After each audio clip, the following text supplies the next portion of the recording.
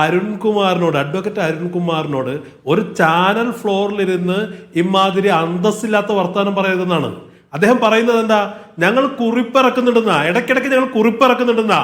കുറിപ്പിറക്കാൻ വേണ്ടിയിട്ടാണോ കേരളത്തിലെ ജനങ്ങൾ LDF-നെ പിണറായി വിജയനെ ഭരണം ഏൽപ്പിച്ചിട്ടുള്ളത്? കുറിപ്പിറക്കലാണ് അവരുടെ ജോലി. ഇവിടെ പാർട്ടി സെക്രട്ടേറിയറ്റ് കുറിപ്പിറക്കിയിട്ടുണ്ട്, സ്വരാജ് കുറിപ്പിറക്കിയിട്ടുണ്ടെന്നാണ് അദ്ദേഹം പറയുന്നത്.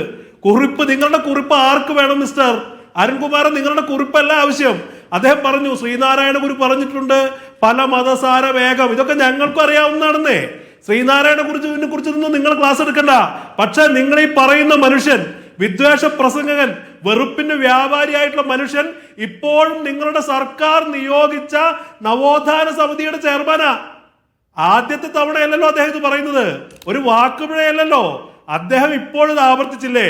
എനിക്കിത് പറയാനുള്ള കരുത്ത് എന്ന് പറയുന്നത് കേരളത്തിന്റെ മുഖ്യമന്ത്രി പിണറായി വിജയനാണ്. പിണറായി വിജയൻ എന്നെ ചേർത്ത് പിടിച്ചു. പിണറായി വിജയന്റെ അംഗീകാരത്തോടു കൂടിയാണ് ഞാനിത് പറയുന്നത് എന്ന്. അപ്പൊ പിണറായി വിജയൻ എന്താണ് പറയുന്നത്? പിണറായി വിജയൻ ഇദ്ദേഹത്തെ അനുമോദിപ്പിച്ച പിണറായി വിജയന്റെ ക്യാബിനറ്റിന്റെ 4/1 മന്ത്രിമാർ പങ്കെടുത്ത അനുമോദന യോഗത്തിൽ പിണറായി വിജയൻ എന്താ പറഞ്ഞത്?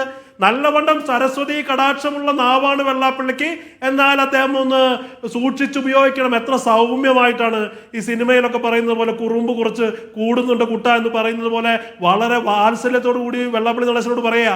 പിണറായി വിജയന്റെ ഭാഷയുടെ കാഠിന്യം അനുഭവിക്കാത്ത ആളുകളില്ലല്ലോ. അദ്ദേഹം തന്നെ മത നേതാക്കന്മാരെ കുറിച്ച് പറഞ്ഞിട്ടുള്ളത് എന്താ? താമരശ്ശേരി ബിഷപ്പിനെ കുറിച്ച് നമ്മൾ പറഞ്ഞു കേട്ടിട്ടുള്ളതല്ലേ.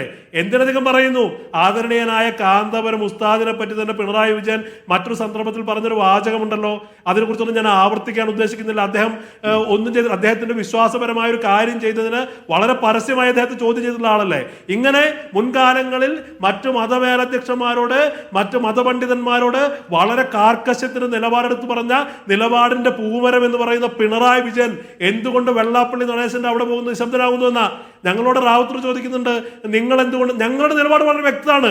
ഇനിയിപ്പോ നാളെ ഈ പറഞ്ഞ ആളുകളെ തിരുത്തുക എന്ന് പറഞ്ഞാൽ അത് പാർട്ടിയാണ് തീരുമാനമെടുക്കേണ്ടത്. പക്ഷെ ഞങ്ങളുടെ പാർട്ടിയുടെ നിലപാട് എന്ന് പറയുന്നത് വളരെ അഭിമാനത്തോടു കൂടി ആധികാരികമായി KPCCയുടെ മീഡിയ പാനലിസ്റ്റ് എന്ന നിലയ്ക്ക് എനിക്ക് ഈ ഫ്ലോറിൽ വെച്ച് പറയാൻ കഴിയും. വ്യക്തമാക്കിയിട്ടുണ്ട് എന്നാണ്